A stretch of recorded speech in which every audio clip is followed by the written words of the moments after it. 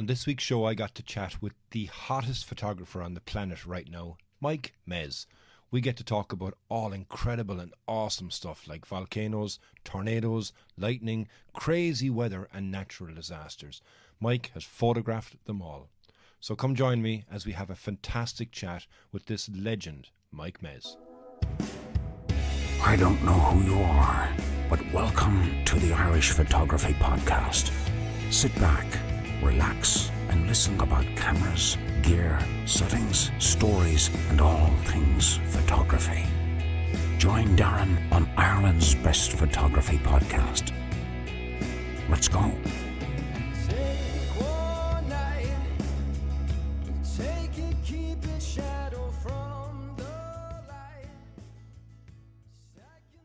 And you're very welcome to episode 154. My name is Darren, I'm your host this evening, and I'm joined by the legend, the man, the myth, Mike Mez. Mike, welcome. Hey, thanks, buddy. It's been a long time coming. Glad we could do this. Yeah, it's been a long time coming, nearly over a year, I think, actually, since we said we'd do a podcast. But I'm glad that we waited because we've got so much more awesome stuff to talk about now, even still. Oh, yeah. Build the suspense.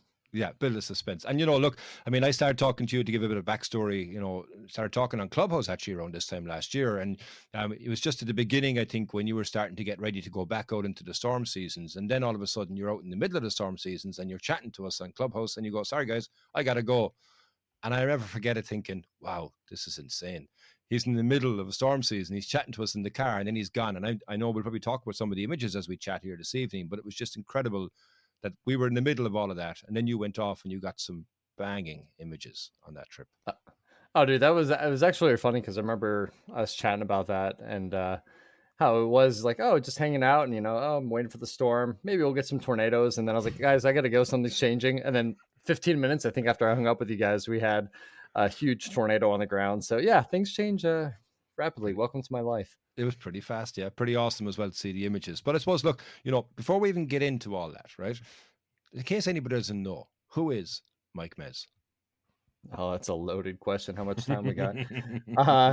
No, man. I'm just a nerd with a camera. That's what I tell people. I'm a professional photographer out of Dallas, Texas. I teach, but I also do a lot of different assignment work, in particular with tornadoes and volcanoes.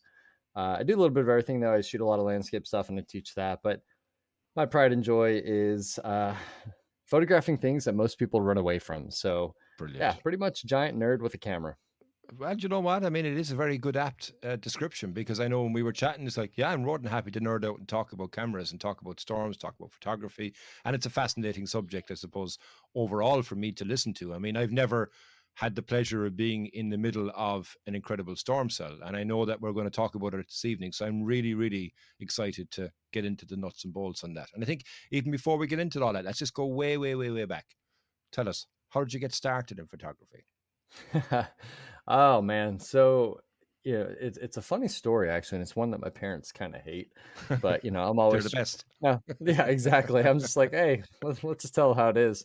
I never had any interest in photography growing up, to be honest. I played hockey. I was fascinated by the sky. I was always that little kid just staring at the sky, but never had any interest in like photography or picking up a camera. And so when I turned 15, 15 here in the States this week, you get your learner's permit to drive. And sometimes if you're really lucky, you get, a POS car to learn how to drive on. So when I turned 15, I'm like, come on, like any sort of car, anything to let me go explore. And my birthday kind of came and went. And that afternoon, I remember my mom coming up to me and she's like, hey, what do you want for dinner tonight? And I was like, well, maybe we go out, celebrate my birthday. And my mom's like this little like 5'4" Italian woman and sweetest woman out there. Also the woman that terrifies me the most out of any woman in my life. But she's the most loving, selfless person. But I remember like seeing her eyes light up. And then she like turned and shuffled away and like went into her bedroom. And immediately at that moment, I realized, hey, they forgot my birthday. And I don't know, it was maybe 20 minutes later or so, her and my dad come out and they came out with like this old school black leather case. Okay. And, I'm looking at it. I'm like, what is this? And, maybe there's some car keys inside there. and they gave it to me, and I opened it up, and it's got like this all this like foam that's like falling apart and smells kind of weird. All right. And I'm pulling the foam out, and then there's this old Yashica MG1 film camera with a 45 millimeter prime on it. And I, first thing that goes to my head is like, this is not car keys. And It's a funny looking car. yeah, exactly. Right. And I looked at it and I was like, thanks.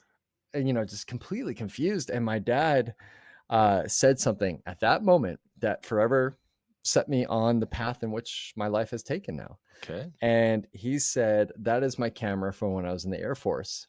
I have no idea how to use it, never learned it. So maybe you can. Wow. And my dad and I have always had this very like loving yet competitive relationship. Mhm. And so by him saying he doesn't know how to do something, I automatically was like, I don't care Learn how. what this is. I'm going to learn how to do it to show you up, Yeah. that Yeah. whole competitiveness. Yeah.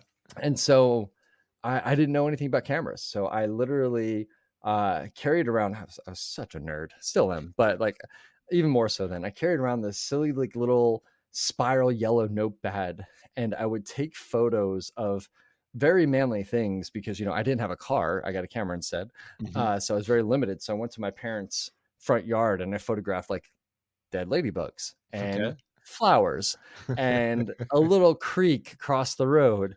And I wrote down all the frames on this yellow pad and the conditions of the weather outside, and also what the numbers were on the camera. And by the way, I had no idea what those numbers meant. I just knew they were numbers that eventually probably meant something. Yes. Important to And write then I down would, at the time. Yeah. yeah. And so then I would save up my allowance.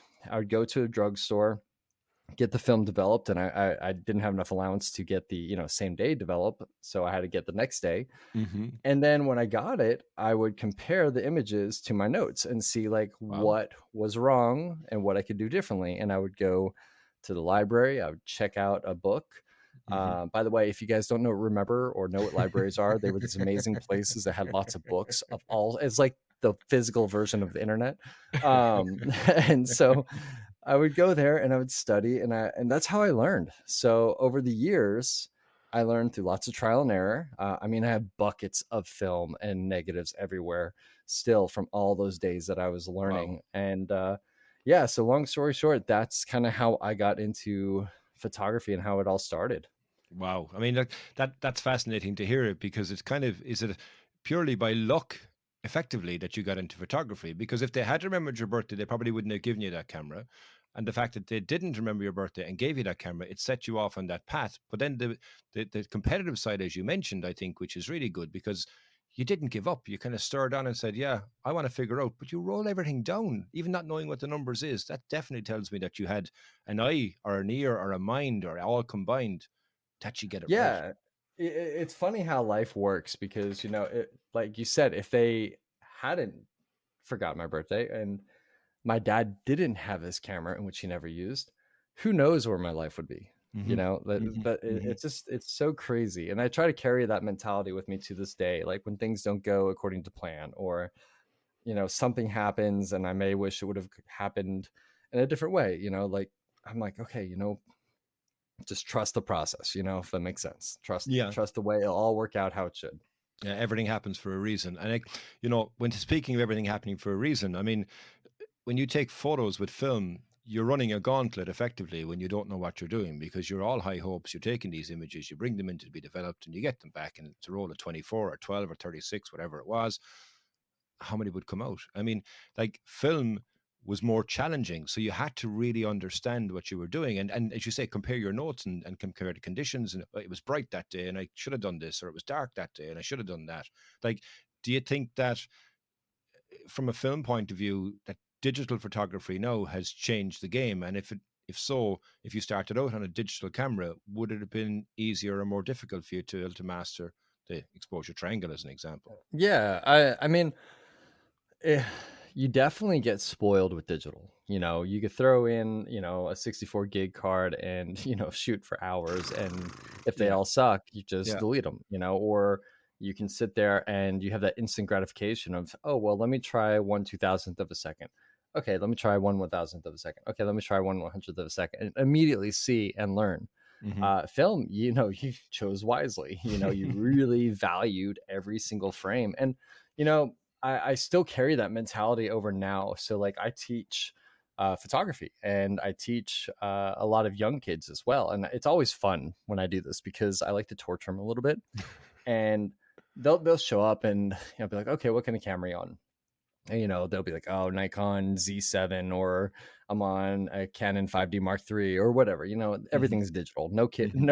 no young student has come up to me and been like, oh, I'm on a Nikon N70, and I've Hmm. got 24 Fuji or whatever, Yeah, yeah. and so I immediately kind of get this like a little bit of sense of cockiness from them, because they're like, oh, I'm on this camera, and I'm like, immediately thinking like, okay, you know what? They have a big head a little bit because of the gear they're on. Hmm. So what I like to do, and it's always fun, is I take a piece of gaffer tape Mm. and I cover up their LCD. And then I also I've got a 256 megabyte SD card still, believe it or not, and I put it in their camera. Okay. And I say, okay, and they're like, "What? Well, what's this?" I'm like, "Welcome to photography 101. Welcome back to the Brilliant. film days." Brilliant. You literally have like some of the, depending on the camera, the file size, some of them will get like 10 frames, Uh-huh. Uh-huh. and they can't see what they're shooting. And that's how Brilliant. I teach them. So I'm like, "Welcome back. This is how I learned. You have to understand metering. You have to understand, you know, you think before you shoot. You wait for the right moment. You don't just shoot and say, hey, I'll fix it in post. Hmm. You try to Hmm. wait for that opportune moment." So, yeah, I definitely think with digital, it makes things a lot easier. Obviously, there's still a learning curve, but film, you really had to value every frame, and it was expensive too. So it was, not only did you Absolutely. have to buy the film, you had to develop the film too, and then you'd have to enlarge it if you wanted a bigger print. Hmm. So Hmm. yeah, so I think digital changed a lot. And I remember when digital first came out, I was still shooting film, and I shot film for a while digital started to roll out, because there's really awkwardness of like, I was too poor to afford anything digital, and then Okay. there was this moment where I became too poor to avoid to afford anything that was film, so I had to go digital. uh, so yeah, I think, I mean, I still have my film cameras, so I would love to take them out, go shoot with them sometime, because I do appreciate film so much more than I do digital. But Mm, mm. with the industry being the way it is, digital's the way to go now.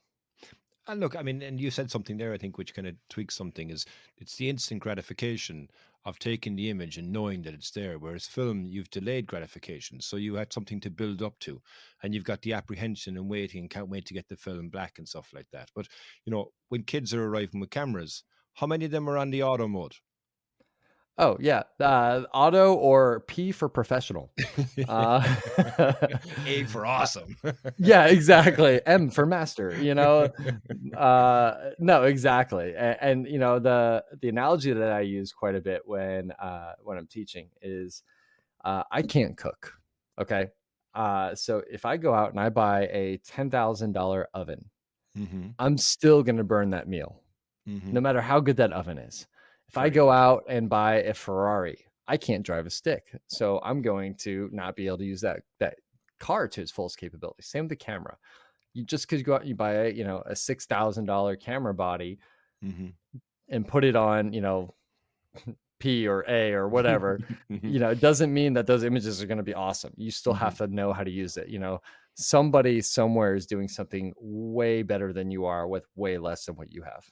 Absolutely, absolutely. And look, even this day and age now, there's no such thing as a bad camera anyway. I mean, everybody has in Yeah. their pocket a phone, right?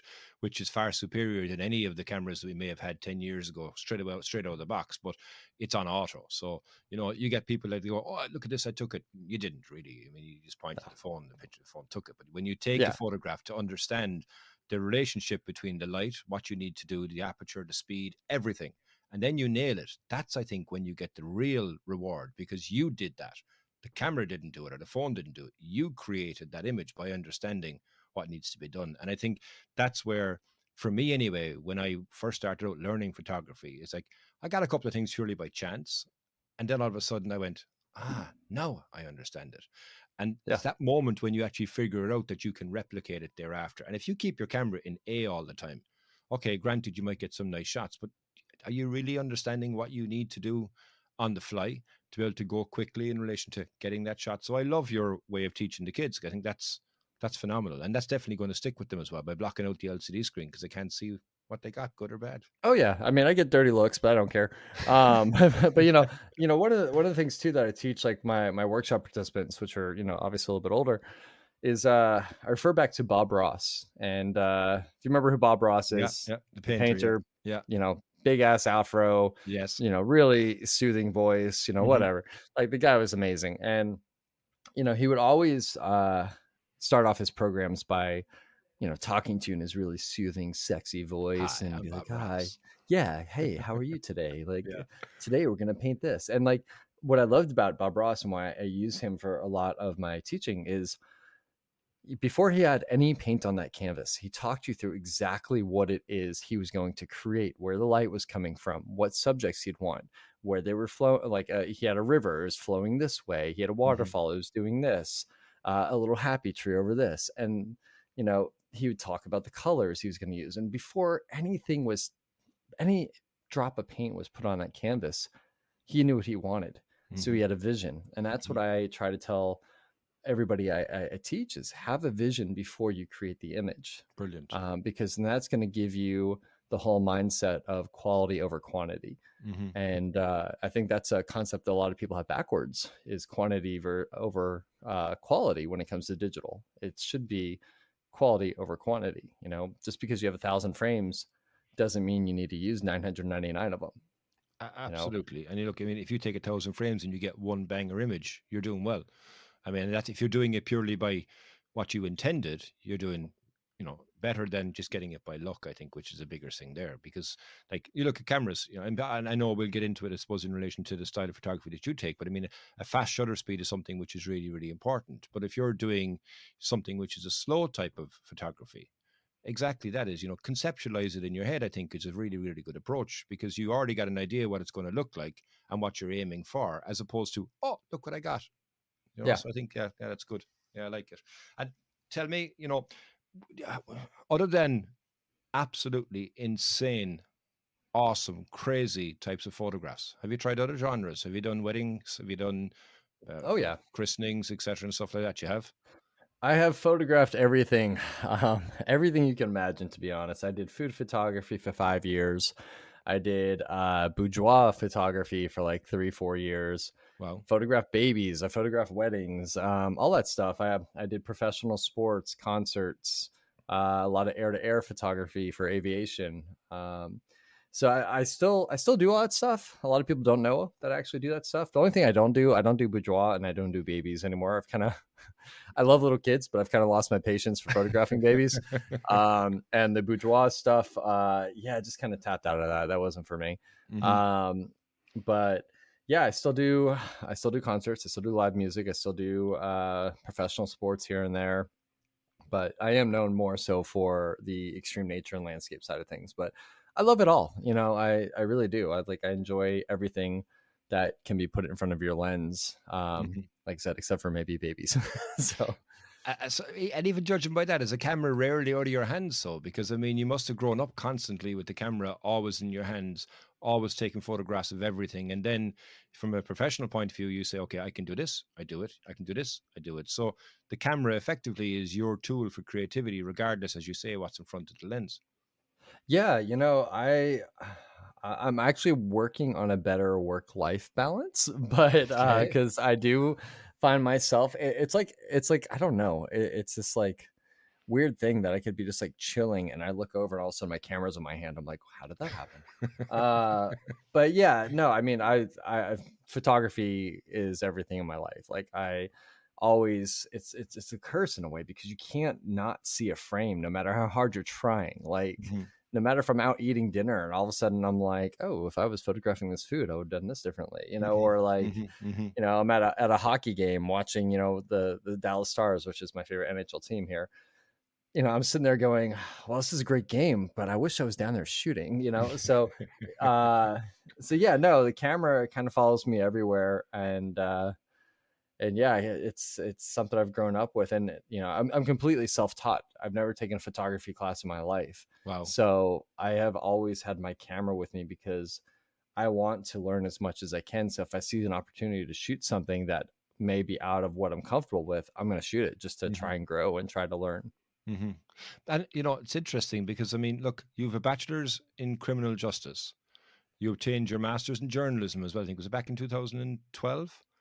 Oh, yep. I'm looking at the degree in my wall. That's Okay. collecting dust. Yes, 2012. So are you glad you didn't stick with law now when you think about it in relation to what you get out of life and the passion that you have for photography? Because if you were sticking in law, you'd be constantly wanting, I think, to have the camera in your hand as well, I imagine, would you? Yeah, it's funny because um, I kind of, I mean, how do I put this best? I was kind of in a way pressured into the law degree. Okay. I was originally going to school for atmospheric science, Okay. and when I started that whole course and everything and whatnot, and I loved it. Learned so much through it, but when all was said and done, I changed my my course because the pay, what it was costing to go to university for that degree, Hmm. I would never earn back in the career field. So Okay. I was kind of stuck at that moment, and my mom had actually been going through the police academy, and then she got pregnant with me. So Okay. she left the police academy and became a full-time mom, Hmm. and my uncle was a police officer and my cousin was a police officer, and so like that, and my dad was a firefighter, so like emergency personnel has always kind of been in my family. Yes. And so I said, you know what, all right, I'll go into criminal justice, and I wanted to do something with the narcotics unit, um, and I thought, okay, this is gonna be great.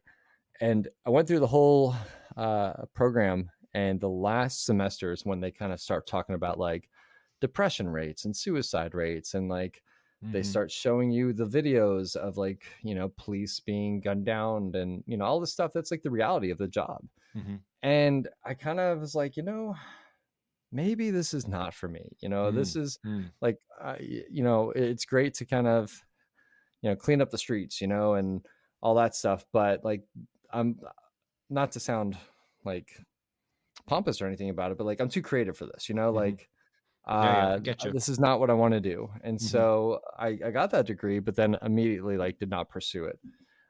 So long story short there, yeah, I'm glad I didn't pursue that. I have the utmost respect for anybody in law enforcement or first responders or anything like that, and I totally appreciate them, but it just wasn't for me. Mm.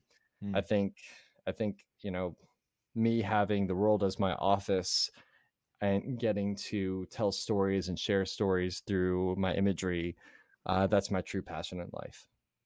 And I mean, look, you're over 10 years now a professional photographer. And I suppose, can you remember the moment when you went, hang on a second, this could become my full-time career. This could become my full-time job. Can you remember that moment, or did it happen gradually?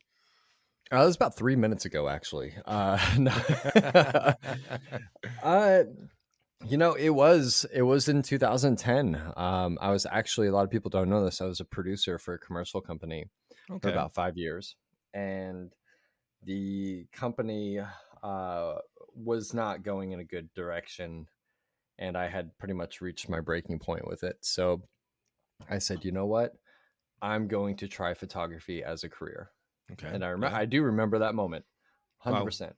It was Wow. terrifying. It was terrifying, and also, um, I didn't Liberating. have, yeah, liberating, but also very terrifying because I, I didn't have the support of many people in my life. Like, my dad, for instance, like love him to death, but at that point he was very much, you need to be 9 to 5, suit and tie, work for the man, white Hmm. picket fence, retirement, yada yada. So he 100% did not support that Okay. decision. My mom has always been that one. It's like, here's a little tap on the rear, go get him, champ, like do whatever you got to do. Yeah. Yeah. And but yeah, there are a lot of people that said, Mike, no, don't do it. And it scared the hell out of me, to be honest, because I'm like, man, if this many people are telling me not to do this and this is a stupid choice, why am I doing this? Hmm.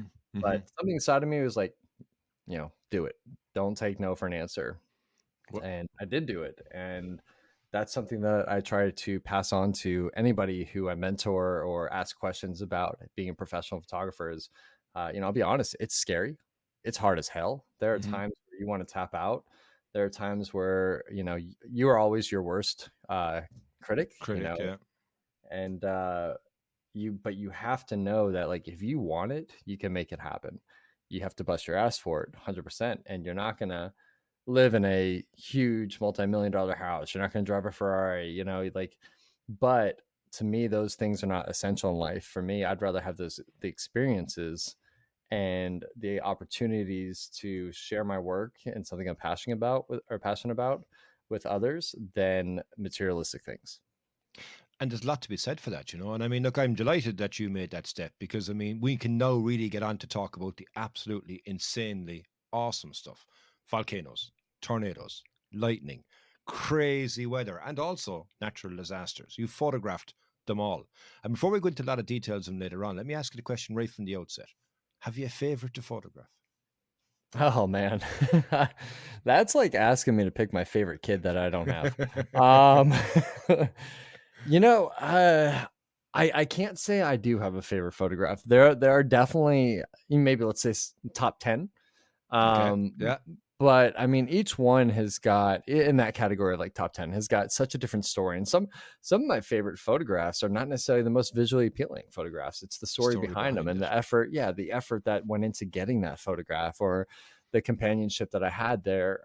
So yeah, there are definitely some favorites, but to say like there's an ultimate favorite, nah. And even if I did say that, I'm sure it would change in the next month or Change. so. Yeah, it depends on the circumstances, and again, it's the feelings that you have from it. And that's one thing actually that I love about photography is that you can pick up an image and you can remember the temperature, if it Oh was yeah, windy, the people that you were with, how you felt that day, even the music that you were listening to and stuff like that. It can bring back so many of those memories. And that's from you as the photographer. But what it can also do is it can stir up a lot of emotions as well in the person that's looking at the image. And that's the beauty, I think, of what photography has, because it captures so much in one single frame. It's a two-dimensional thing, but it's a three-dimensional world, and you can get lost in that world exploring an image. And that for me is what I love most about photography. And even in your photos, when I look at them, I go, Jesus, I wish I was there. Jesus, I wish I could see that. And I mean, like, to experience each of them, as you say, it may not be the photo, but the memories last a lot longer from your point of view as well, because you're now able to tell the story behind the story of the story that you've taken in the photo. So, exactly. Exactly. And it's like, it's funny you mentioned that, because it's like I have a photo hanging over my desk here of a tornado with a rainbow through it. And I say like it's no big deal. It took me I know, 50 yeah, years to just get that that one photo, there. but Yeah. just a normal Wednesday here. But there's a lot, everybody looks at it and they're like, oh, it's so beautiful. And that day, like, it was absolute chaos. And I can remember when I took this photo, just moments before, I was checking on this guy who was at the time pronounced dead, Wow. um, maybe 20 feet from where I took that photo.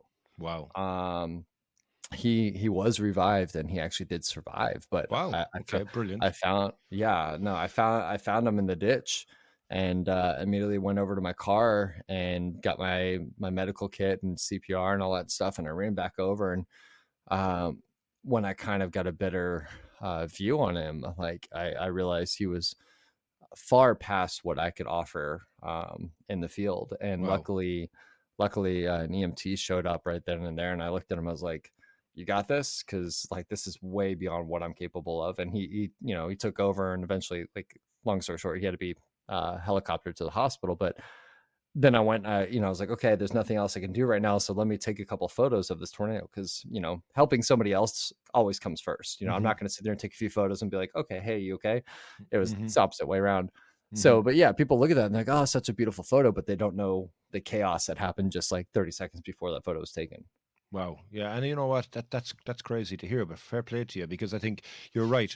Yeah, humans and survival comes first, paramount, before the photo. And if you'll drop your camera to go and help somebody if somebody's in need.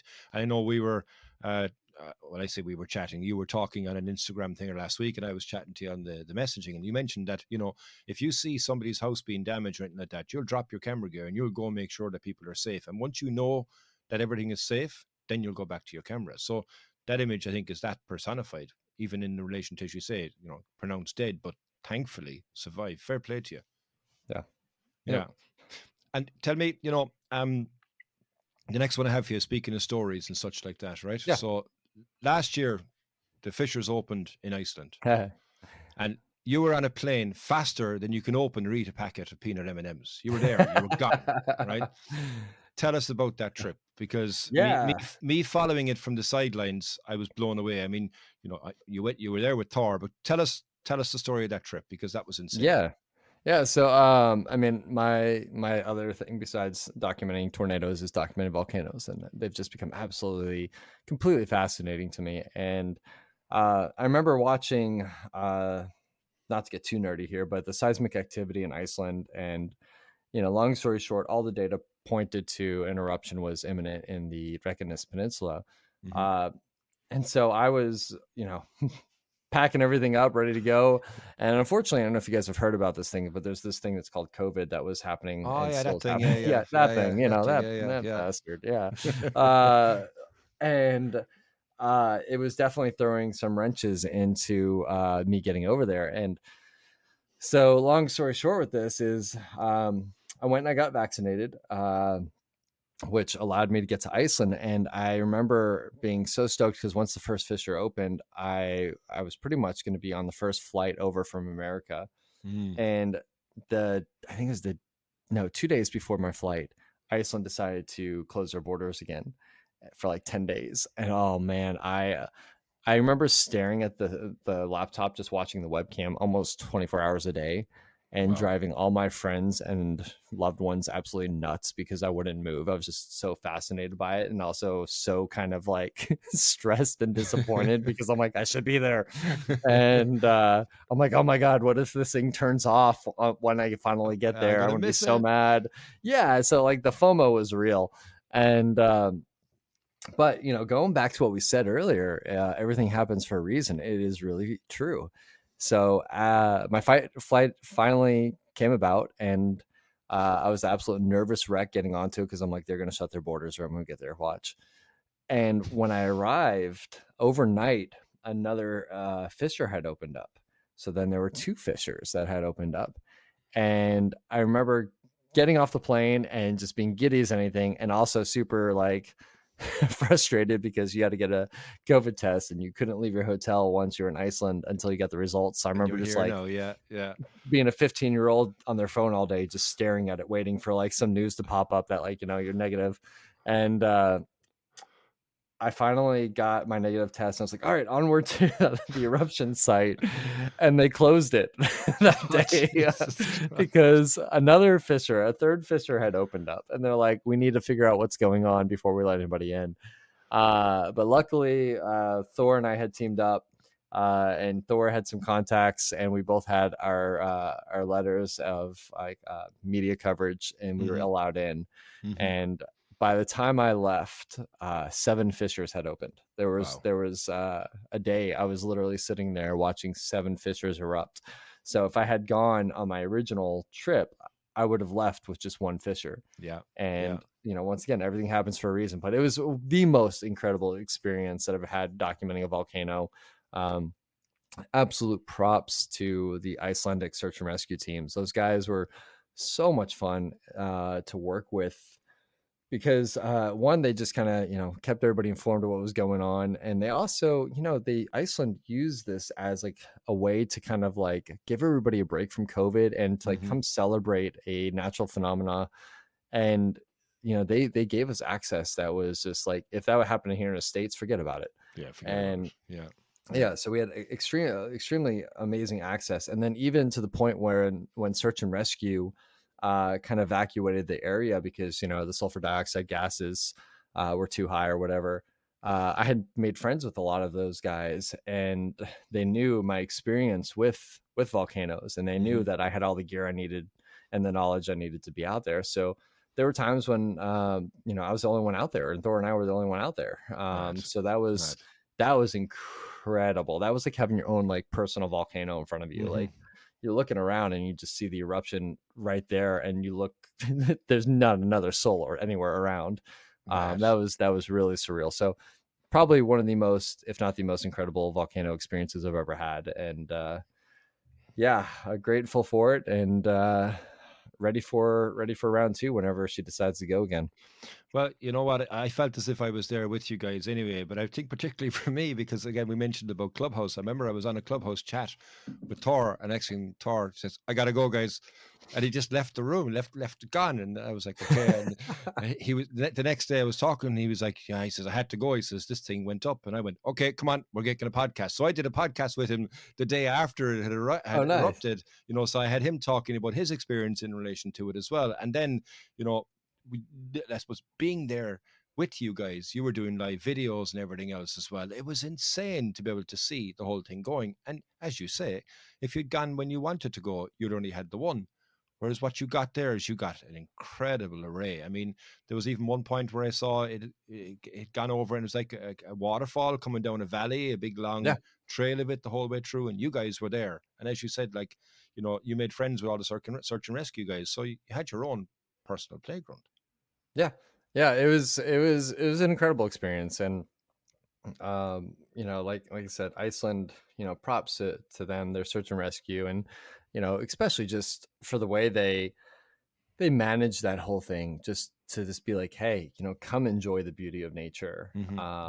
It was very different than, say, the 2018 Leilani Estates eruption that I covered in Hawaii, where it was all very militarized in a way. And, you know, everywhere I went, I had to be escorted by the military, and it was stand here, don't leave over here. And like, I'm super grateful for those guys. For sure. Yeah. The personnel that I worked with, they were amazing. And obviously, you know, they had rules to abide to as well, but it was very restricted. And if you were caught, quote unquote, sneaking in, you know, it was a $5,000 fine and like 3 months in jail. And Wow. versus Iceland, they're like, don't die, have fun, enjoy it. So yeah, it was a nice relief. Yeah, and speaking of don't die, go have fun, enjoy it. I mean, you melted clothes, you melted Yeah. drones, you know. I mean, like, you were really close to the action in relation to it. But tell me, just how hot was it? Like, I've never experienced it. I know there's probably going to give you degrees and what such, but Yeah. how hot was it, man? You know, it was hot, you know. It's I mean, the surface temperature of this lava, I think they measured at 1,800 degrees Fahrenheit, Wow. which I think the lava in Leilani Estates eruption in Kilauea, they measured at 2,300 degrees Fahrenheit. So either way you look at it, it's hot. So yeah, I mean, it was, I remember there was a day that I was out there, and I think it was, the air temperature was, I think it was like -5 Celsius. And I'm shooting in a t-shirt and pants because, you know, like, you're sweating your butt off. Like, you hike out there. It was not an easy hike by any means. You hike out there, and you're hiking in the snow and the wind, and it's freezing. And then you get there, and all of a sudden you're sweating. It's like a real life icy hot. And, you know, it was hot. And, you know, there was a day that I melted my pants. I didn't know I did it at the time. And, you know, I like to get close. I like to push the limits. I like, you know, to get as close as I can to get those shots. I love shooting with a wide angle lens, like putting the, you know, lava right in the foreground. So I know when I did it, but I didn't know I did it then at the moment. But I was really close. I was maybe like half a meter away from this huge wall of lava. Wow. And I could feel myself burning. And I was like, okay, get the shot, hurry up, get the shot. And then I'd back off, and there's, you know, your body would literally make you move. You couldn't stand there longer than what your body was able to handle. But yeah, I remember driving back with Thor, and he goes, "What the did you do to your pants?" And I was like, "What?" And I looked down, and they're like crunchy.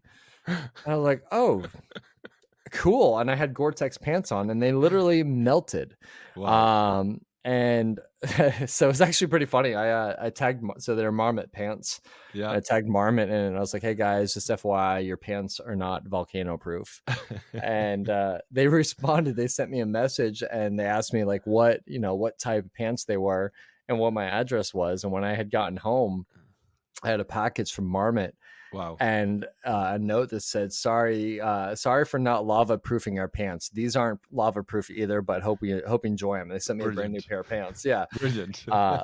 So yeah, it was hot. You know, it was hot where you melted the drone. Like the first flight over, you know, I brought my drone back, and I was trying to be cautious, quote unquote.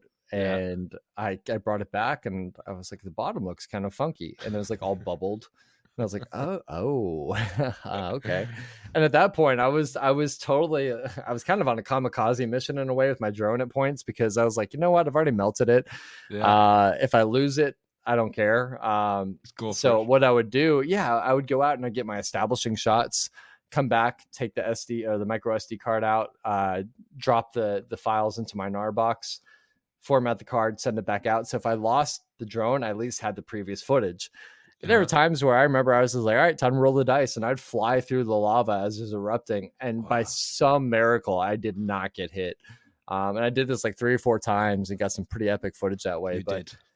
That drone definitely got some repairs when it got home, because it still flew, but it was kind of like that awkward child that like kind of wanted to do its own thing. So it flew, but you could definitely look at it and be like, something's messed up with that thing.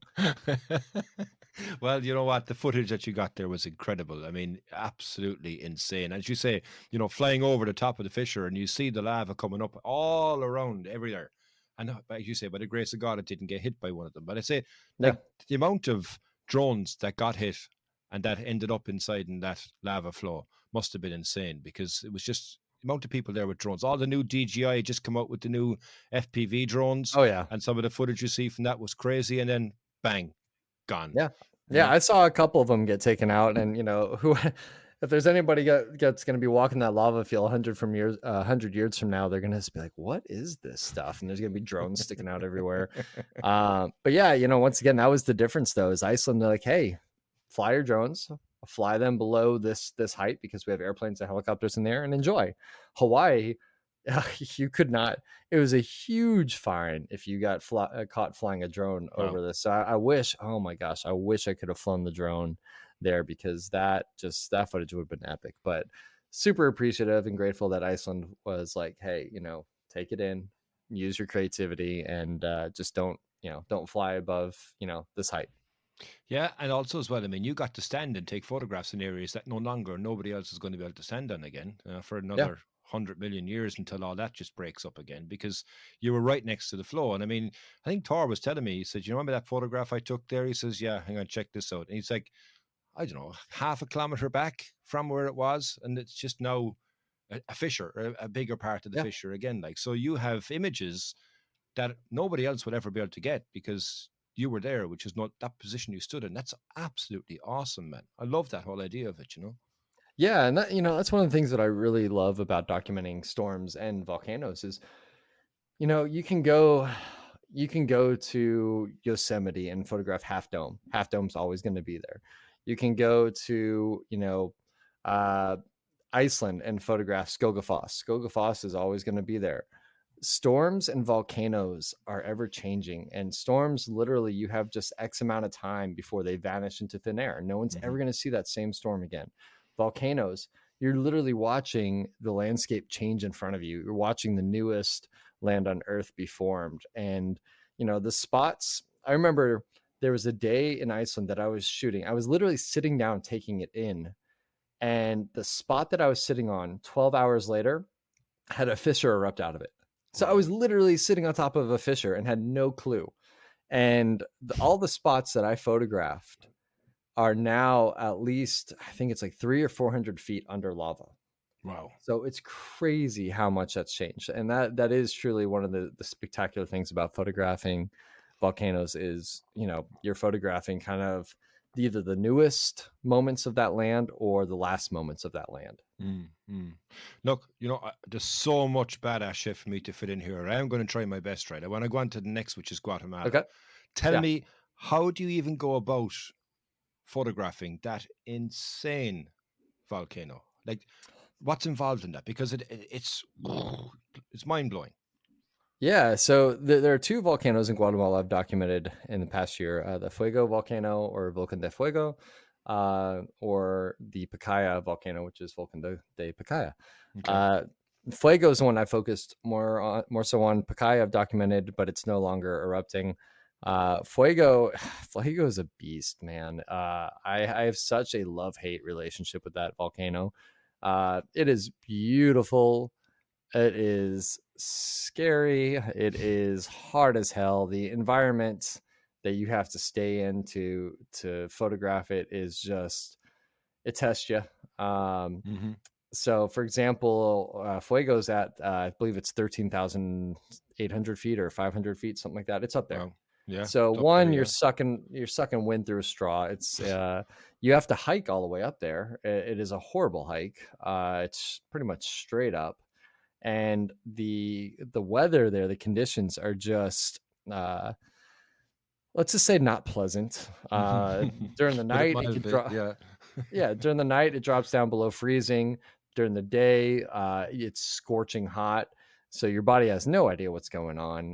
The wind can be absolutely insane. There was a time on this last trip where we were on this ridge line that was probably about 3 meters wide, and we had close to probably 60-mile-an-hour winds. And it's, a mile straight down on each side, with no ledges, Wow. nothing to, like, if you start blowing off, you can just stop at this ledge, or no, it's straight down. There's no stopping. And it was terrifying. Like, we had to sit down and just hope that the wind died down. And then, that's freezing cold, and the clouds came in, so you lose visibility. Um, I had a North Face jacket tied to my backpack, and it blew off while I was up there. I'm pretty sure it's in Costa Rica now.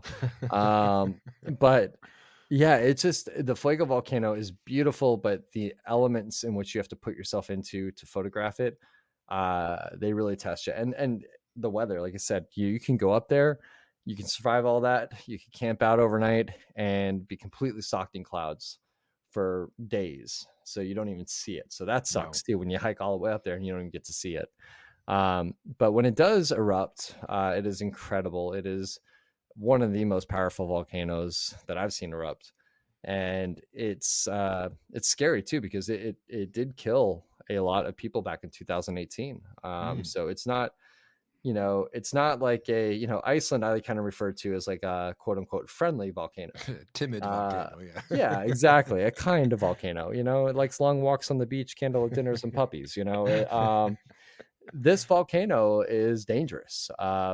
The pyroclastic flows from it, the projectiles that are the size of automobiles. Wow. You have to be very, very careful around it, and it's a hell of a ride, to say the least.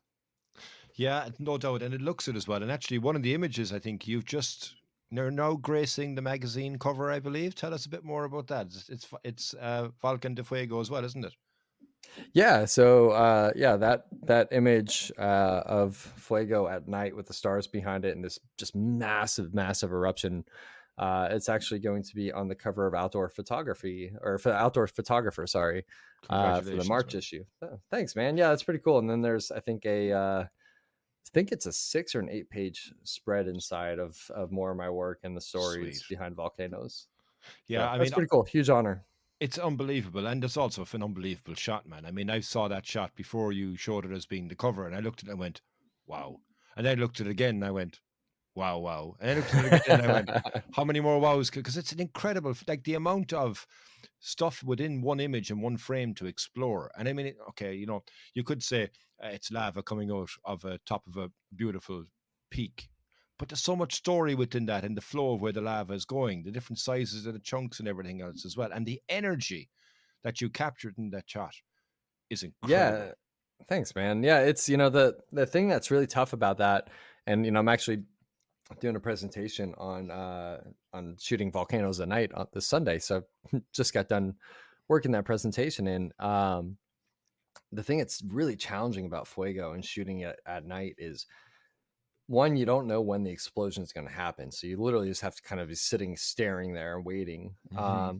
But when they do happen, they're so freaking bright, that it immediately blows out your highlights. Everything, yeah. And so you have to shoot and shoot and shoot and hope and hope and hope that you're going to catch it right at that perfect moment where all the trails of lava coming down, the exposure is balanced with the highlights where the cone is and where Hmm. the crater is. And I have so many images that are just beautiful shots, but the area where the crater is, it's just blown out and it drives me nuts. So it was a very difficult shot to get. And I remember that night was just full of huge explosions, and I was trying different techniques and different, shutter durations and different f-stops and all that stuff throughout the night to try and really nail it, because I wanted to get it right in camera. I didn't want to fix it in post. I wanted to try and get it as proper as I could in camera, and finally got it. And that was the one they selected for the cover. So pretty cool. It's a stunning shot. And just a question for you on that. You mentioned about shutter speed. I mean, at night, you don't associate fast shutter speeds. You're normally associating a slow shutter speed because it's so dark. But as you say, it's so bright there. And it's like, how long did that eruption that you took the photograph of, how long did that last? Was it a continuous one for a couple of seconds, minutes, or was it a split second? It was one big one. Can you remember? That was one big explosion. Came out of nowhere. I just happened to be sitting there waiting for it with my cable to release, and altogether, I would say from the initial eruption to when everything was said and done, there wasn't really anything left to shoot except for like the lava going down the cliffside, or the side of the volcano. Maybe 10 seconds. Wow. So pretty quick. Yeah, for sure. It was incredible. Quick. And the thing is, that's tough about it is that was, I believe, a 20 or 30 seconds long exposure. So I had one go at it. Wow. So, as soon as I saw that initial explosion, I remember sitting there waiting, going, okay, is it too bright? Is it too bright, or is it too dark now? And then I would trigger the shutter and hope. Fingers crossed that it did work out. It's an incredible shot, and congratulations once again, I think, for getting the cover of the Illustrious magazine and the feature as well. I mean, look, well deserved. I mean, look, your work is incredible, and delighted that it's going to get even more of a showcase now as well based on that. And it's not easy to get those shots, as you said. It's hard work, so you put in the work, you get the reward. Yeah, the funny story that people don't know behind that image is later that night, I actually got severe hypothermia, and we had a really big scare up on the volcano. I got delusional, started seeing things, started taking off my clothes, which is not a good sign.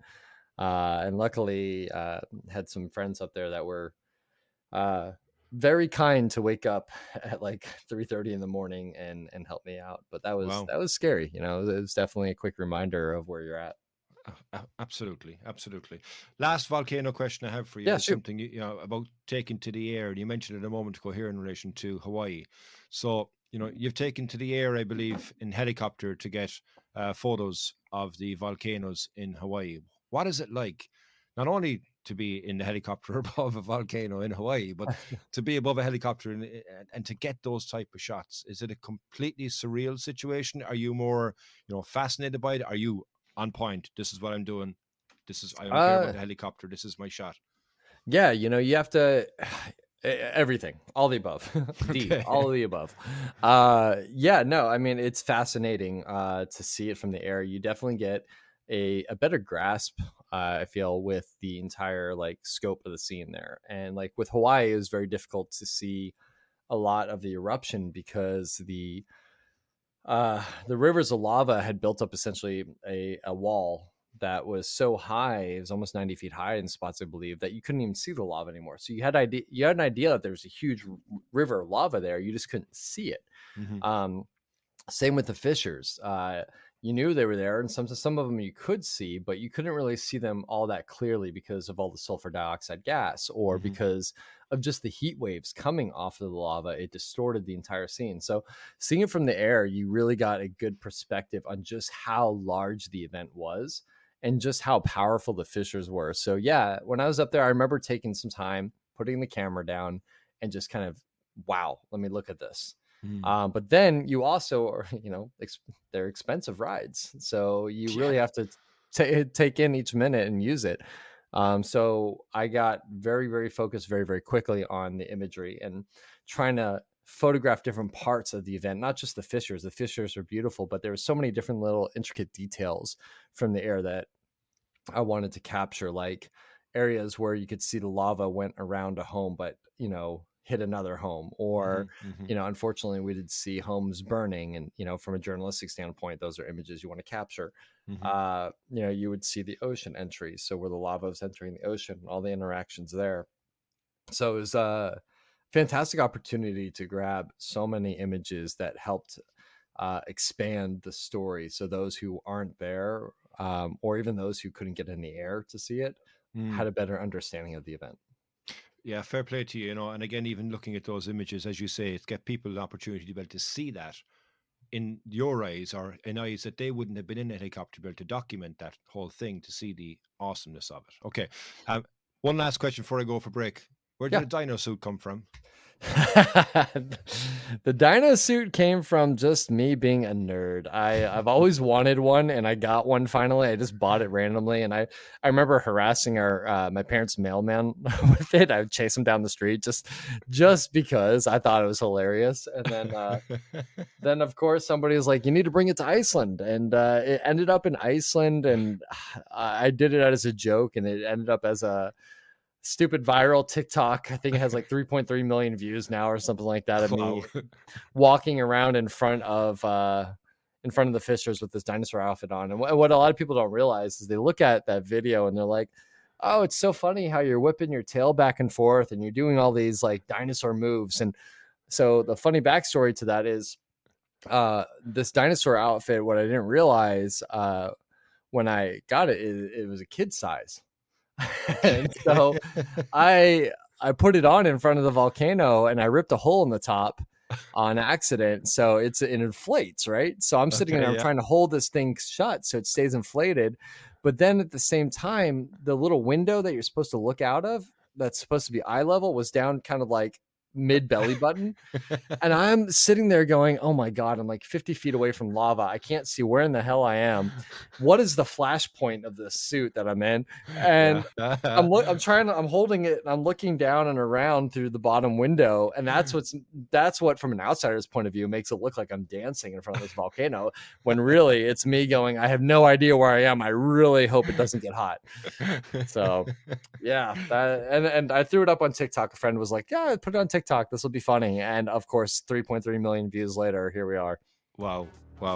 Brilliant. Well, look, on that bombshell, we're going to take a quick break and we'll be right back after this.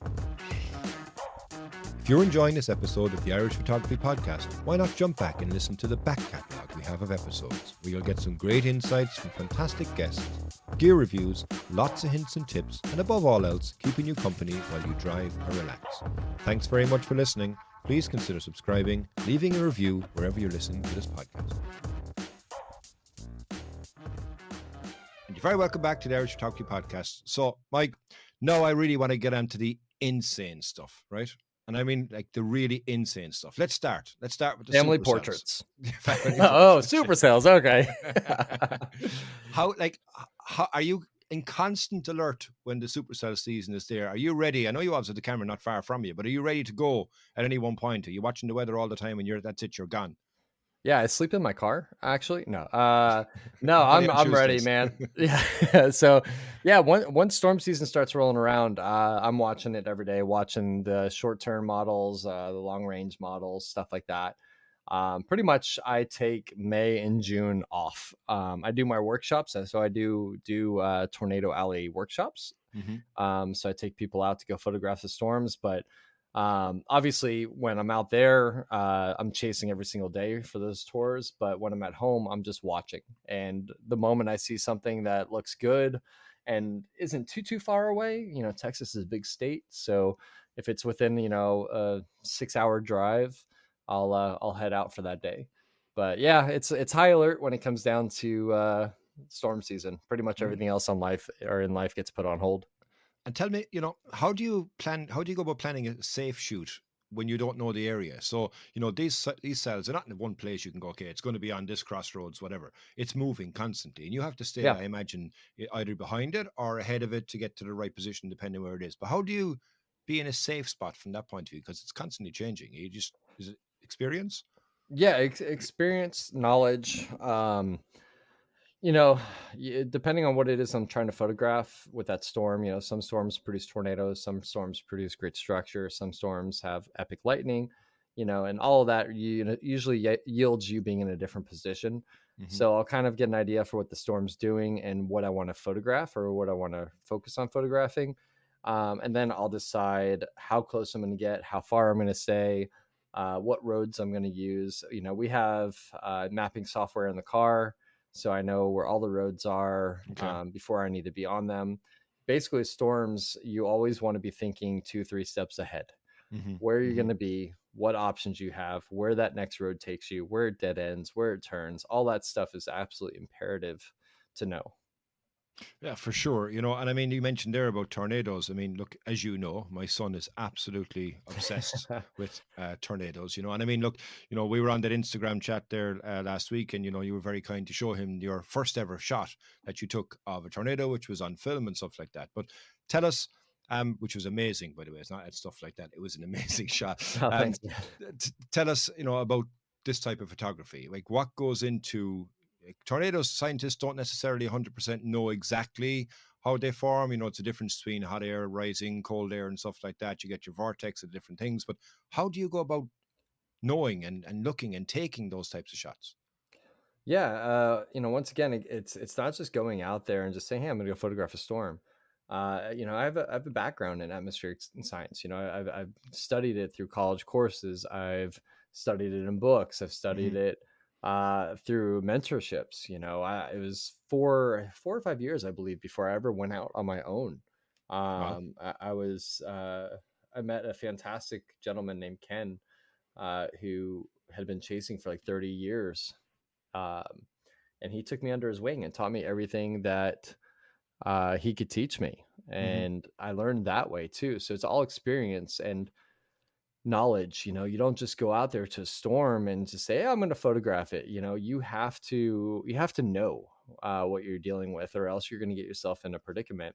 Hmm. Or you could even get yourself in somebody else in a predicament because of your bad decisions. Hmm. And Hmm. unfortunately, that's something that I'm seeing more and more of. And it's frustrating in a way because social media has exploited storm chasing in such a way that like now you're getting a lot of Instagrammers and Yeah. influencers that are like, oh, I want to go stand in front of a tornado and Get put the my arms selfie. up and get the selfie and all that stuff.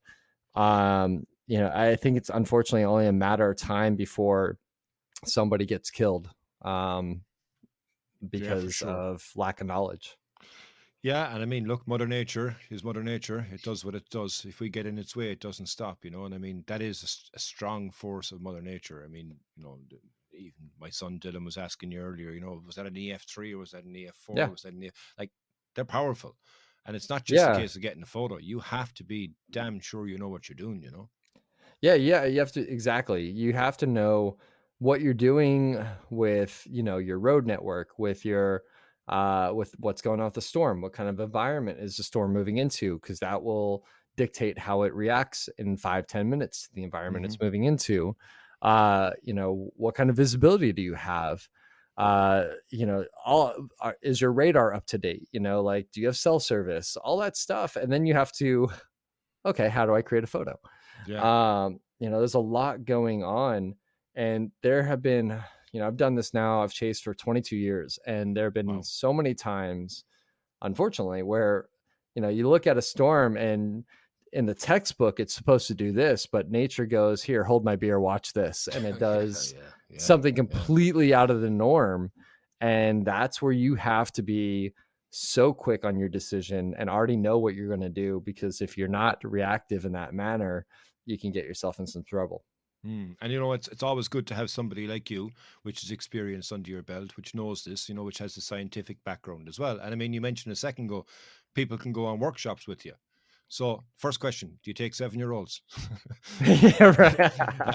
The second is though, no, all jokes aside, I mean, Yeah. people can go on workshops with you. I mean, they can find those on your website if they ever wanted to experience it safely with a knowledgeable guide, and more importantly, somebody who knows what to do as an exit clause. So how can people find information on that?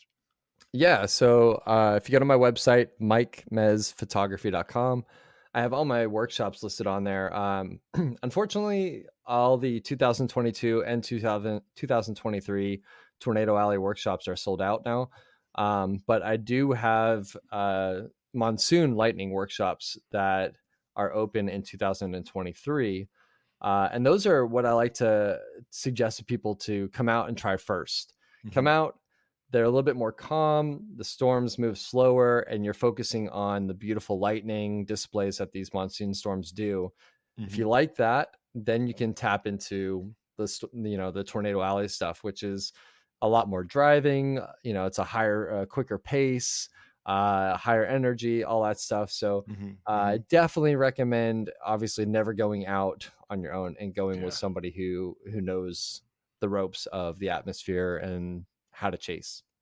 Absolutely. And it's about knowing, and I think is the first thing, but having somebody that has got your back.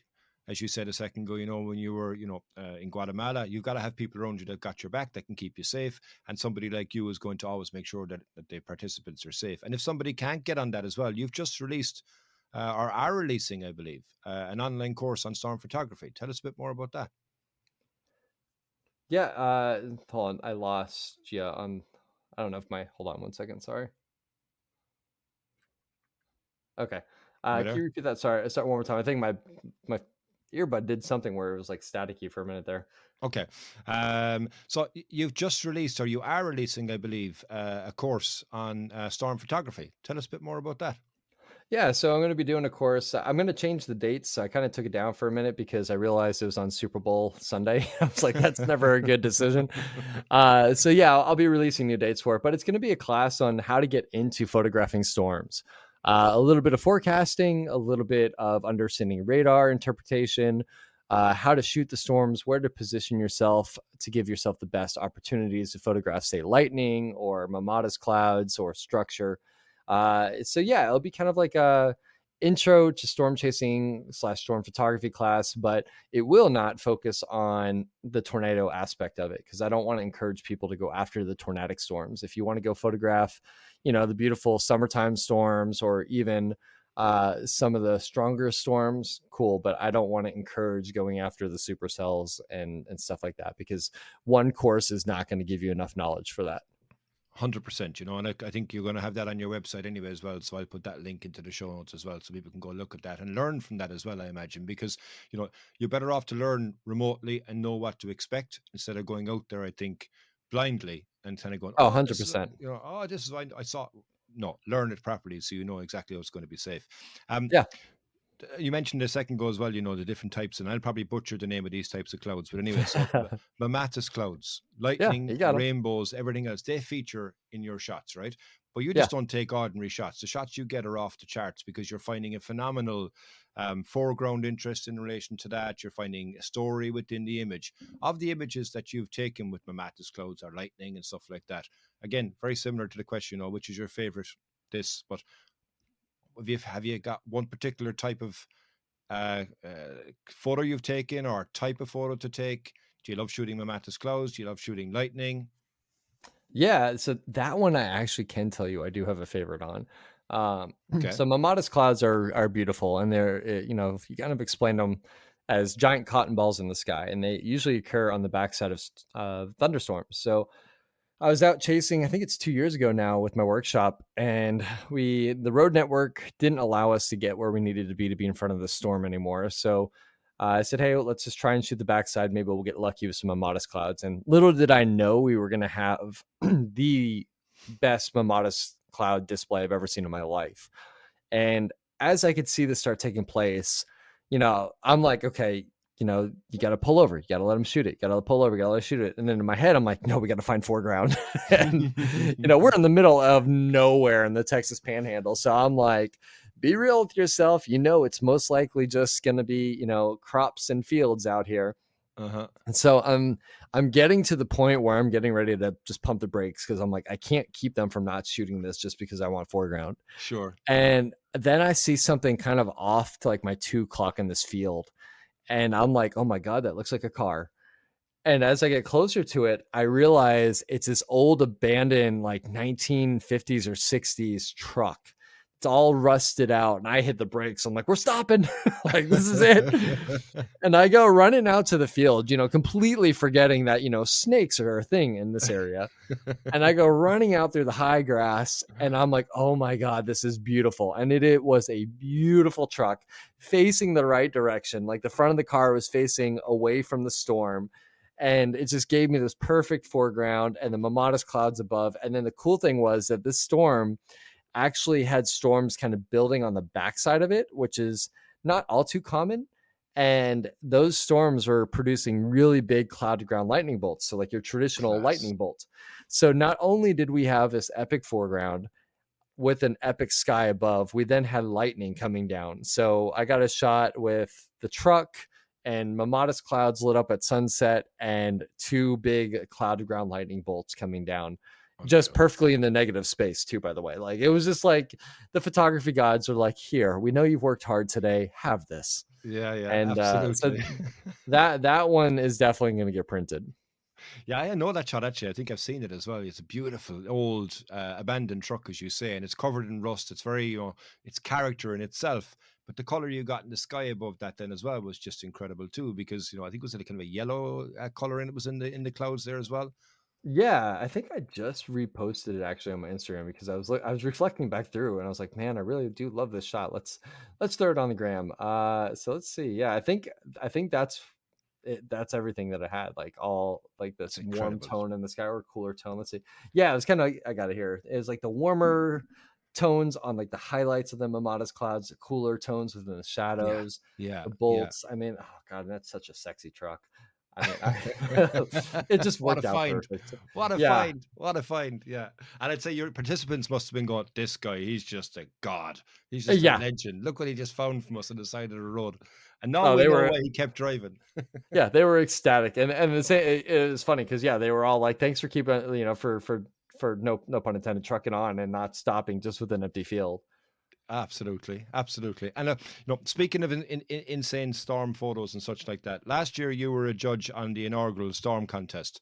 This year I know you're not involved in relation to it. Bernard, our mutual friend, I think came runner up with his image actually, which was the lightning bolt that he'd taken in the Dolomite. So like, for people that are interested in storm photography, I think it's a very, very good contest. I enjoyed going along for the ride with it last year.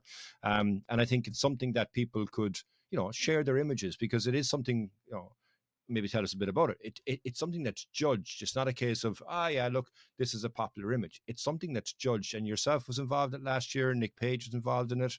And I think Michael Blivsky is also involved in it. So maybe give us a quick idea if people have got some crazy storm photos. Like, could they enter? Yeah. So, my buddy Michael Blivsky put the contest together, and we talked about it, and he's just like, hey, I really want to do something that's judged for storm photographs.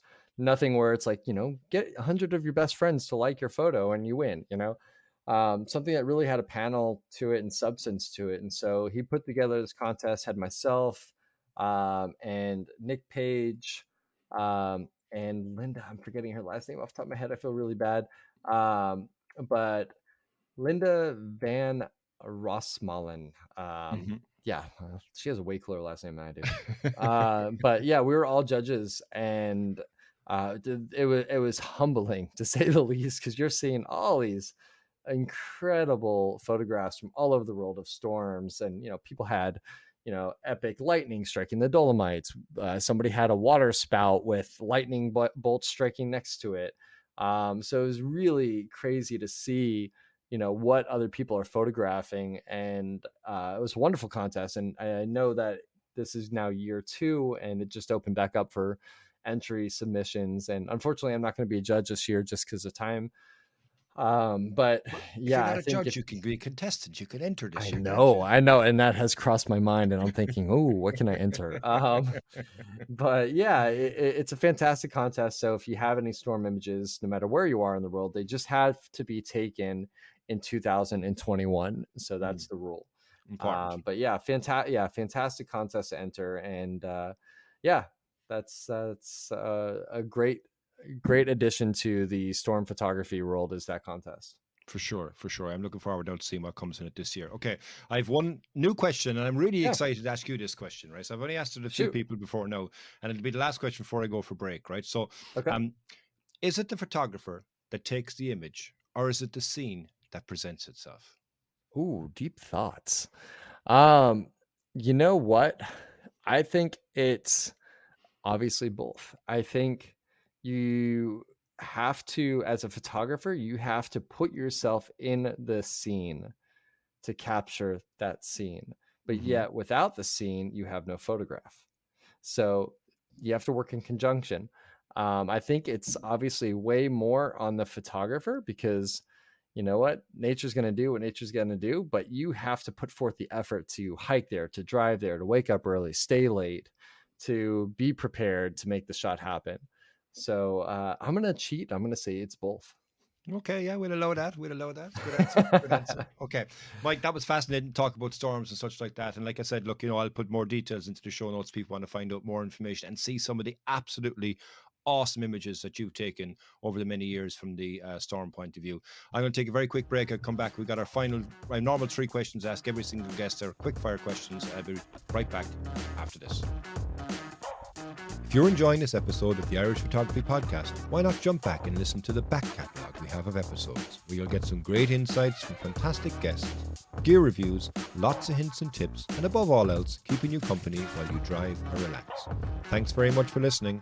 Please consider subscribing, leaving a review wherever you're listening to this podcast. And you're very welcome back to the final part of the Irish Photography Podcast. So, Mike, like I said, I've got 3 questions to ask every single guest. I'm really looking forward now to your answers. So, first is a funny photography story. All right. So this is a pretty good one. So back in, I believe it was 2010, I was working for one of the local publications, and I had the honor of getting to photograph President Obama arriving in downtown Dallas. Sweet. Being a big aviation fanatic, I got to go to Dallas Love Field, which is our airport here, and photograph Air Force One landing and Obama getting off and getting into his limo and on the way. And so Air Force One lands, and Obama comes out. We get some cool photos of him. He's on his way, yada, yada, yada. So me being the cloud kind of guy I'm sitting there going, sunset looks good. We have Air Force One right in front of me, and sunset's looking good. Oh, man. Okay, so wonder if I could get a shot of Air Force One at sunset. Well, they start kind of saying, all right, media, wrap up, get your gear, it's time to leave. And so, of course, normally I would just like throw my gear in my pack and just grab my bag and go. I'm trying to kill as much time as possible. So I'm like taking off my lens hood, reversing it. I'm sitting there and I'm perfectly organizing my bag, and I'm accidentally dropping a lens cap. And I'm trying to kill as much time as possible because I know the light's getting better and better towards sunset. Eventually I know that I'm being watched by like 70 Secret Service people. So I'm like, I should probably not push this anymore because I'm the last media personnel out of here. And so I throw my wide angle lens and I shoot a couple frames of Air Force One, almost sunset colors, not quite sunset colors, but I got a really nice shot. And so I get home and edit the shot, put it out on social, and it goes semi-viral. It does pretty well. So the next morning I wake up and I have an email from the Secret Service, and I'm like, oh my God, like, what is this? And do I open it? And then I'm like, well, they already know I'm staring at it. They probably hacked into my camera. So I open it up and they're like, dear Mr. Mezeul, like, this is so-and-so from the Dallas Secret Service officer, whatever it was. It's come to our attention that you were at Dallas Love Field yesterday, and I'm reading this. I'm like sweating. Yeah, and next, like, yeah, I'm like, did I accidentally photograph some secret part of Air Force One that nobody else has ever seen, and put it out there for the rest of the world to see? And I get to the part that's like the actual meat of the email, and they're like, we love your photograph. We would like to inquire about a 40 by 60 inch print. Wow. And I was like, oh, wow. Thank you, baby Jesus. Oh, wow. So they purchased a print for the office, and but yeah, I was sweating bullets, to say the least. That is Um, probably the best one that I've had actually, so far. I wasn't expecting that. I was expecting to kind of go, please remove the image now immediately and, delete all copies of yeah. it. Wow, that's Yep. class. That Yeah. is a So good that's one. kind of cool, but also at the same time, like, your butt's clenched pretty well while you're reading that. Absolutely. Yeah. An email from the Secret Service. Okay. Yeah. Don't get Yeah, that no big often. deal. Yeah. Right. Brilliant. Okay. Next question. What gear do you shoot with? iPhone only. Thank you. Very No. good. Ding ding. Next question. Yeah, right. iPhone, original iPhone, by the way. iPhone 1. Yeah, it's actually a flip phone. Uh, no, so I'm all Nikon. I've worked with Nikon for pretty much my whole career. So right now I'm currently on the Nikon Z7 II and the Z6 II with all Nikkor glass. So the 14 to 24 millimeter Z, the 24 to 70, and the 70 to 200. And hopefully in the next couple of weeks, be getting my hands on the new Nikkor 100 to 400. So Nice. fingers crossed. I would love to get the Z9. I just have not saved my pennies enough for that one yet. Yeah, you know what? Apparently, there's some really, really interesting things coming out about the Z9. That it is the best camera that could ever possibly be. It has everything you could possibly want and more. So Yeah. hopefully you do get it. Yeah, looking forward to seeing what you're doing there. And what are you sitting it on? What legs? What's your tripod? So I use all Benro tripods. Very I've good. used, yeah, I've used a little bit of everything over the years. Really right stuff. I've used Manfrotto, Gitzo, all that stuff. But Benro and we've worked together for about, I believe, 3 or 4 years now, and really, really like their gear. It's lightweight. They have carbon fiber options. I am totally abusive to my gear. If you would have guessed that. It's a tool. But yeah, right. Yeah. And it works. It gets the job done no matter what I put it through. So yeah, I'm on Benro sticks. Sweet. And they even work on lava. What a great advertisement for them. Yeah, exactly right. They even are lava proof, quote unquote. Lava proof. Yeah, yeah. Okay. And the third question is VSP. Yeah. So it's a regular slot on the podcast. It's a very solid product. It's a product you will not leave home without, and you'd put your name to it if you could. What's yours? Oh man, I've got a lot of products that I really love, and something you'll see with me is that, like, I will only suggest a product if I 100% believe in it. And like I said, I'm totally abusive to my gear. But one product that I absolutely 100% don't leave home without now is my case filters. Mm-hmm. And these are a game changer for me. I don't use graduated filters anymore because of luminosity masking. Like I'll Bracket. work, yeah, I'll bracket and I'll work my dynamic range that way. But case filters, they're basically, you have this metal ring that goes on your lens, Mm-hmm. and you get one for each lens, Mm-hmm. and the filters are magnetic. So literally no more screwing on, no more dealing with any sort of weird holders or anything like that. So it has helped me in so many situations, especially in the environments I'm in, which are usually pretty fast moving, to Mm-hmm. where I can just pop that filter on within seconds and shoot, Done. rather than needing a minute or 2 minutes to set up the whole holder or to screw it on or worry about something getting cross-threaded. So that is a product that I stand by. And I have the Case Wolverine set, which is a 6-stop, a 10-stop. No, I'm sorry. It's a 3-stop, a 6-stop, and a circular polarizer. And then I also have the 10-stop. And I absolutely love the quality. I love the ease. And they're magnetic, like I said, which kind of had me at first kind of a little bit skeptical. I'm like, okay, these going to fall off. They're going to blow Mm-hmm. off. Mm-hmm. No, the magnets are solid. Yeah. So I absolutely will not go anywhere without those filters. Well, you know what? I snap with you on that one because I have exactly the same filters and I think they're fantastic. Yeah. And I love the whole aspect. It's just as you say, it's bang, it's on, they don't fall off. The polarizer, there's no color cast off them either as well, which is phenomenal. I've used No. lots of others NDs and you're having to go back in afterwards and adjust it. Everything is spot on. Great, great. VSP. Thank you very much for that. Okay. So nearly there, nearly done. My conversation, I think, has flown with you actually. I've really, really enjoyed it. Couple of final questions. What's next for you? Shoot. Next is going to be Iceland. I'm going to go Sweet. there end of March. Go out there, get a private workshop for Iceland, and then it is 100% storm chasing time, which I am Boom. so stoked for. So Yeah. that will fill in the blanks for pretty much April, May, and June. Well, I, for one, am looking forward to following along with that journey anyway with you. I've enjoyed following along over the last year and the different things you've been doing as well, and even obviously before that. But, I think this year is going to be something, I think, special. I can feel it in my bones. I think something is going to be really good this year for you. Well, if not, I'm going to remember this conversation. I'm like, hey, do you remember back on February 4th? You said my year was going to be awesome, man. If it doesn't work out, you can always come to Ireland. We'll make sure you have a great time anyway. Then, but speaking of that, actually, when are you coming to Ireland, Mike? Man, as soon as I could get over there, that is definitely high on the bucket list. So, you'll be my first person to hit up and be like, dude, let's go grab a beer and explore. Absolutely. Look, if people want to find out more information from you, I'll put the link down below, but let's tell the people what are your socials? What's your handles? So website is Mike Mez, Mez, photography.com. And then my Instagram is just as easy. It's at Mike Mez Photo. And that's pretty much what I rely on now to kind of get my work out there. Super. I'll put all the links into the show notes as well, Mike. It's been an absolute pleasure having the conversation. As we said from the outside, it was a long time overdue, but I think, you know what, I was glad that we kept it to know, because I really enjoyed learning so much and more than I knew about you already. And I hope, the audience as well will join in and follow on in your fantastic journey. It's been a pleasure. Thank you very, very much for coming on. Yeah, thank you so much, man. And we'll do this again next year with more volcano and tornado stories. Happy days, man. Happy days. I have a phrase I end every podcast with. It's bye for now in Irish, and I'll say the same to you. It's Shlong Gafol. Mike Mez. Have a good one, buddy. Hey guys, if you dig what you're hearing, why don't you jump over to iTunes, Spotify, or wherever you get your podcasts.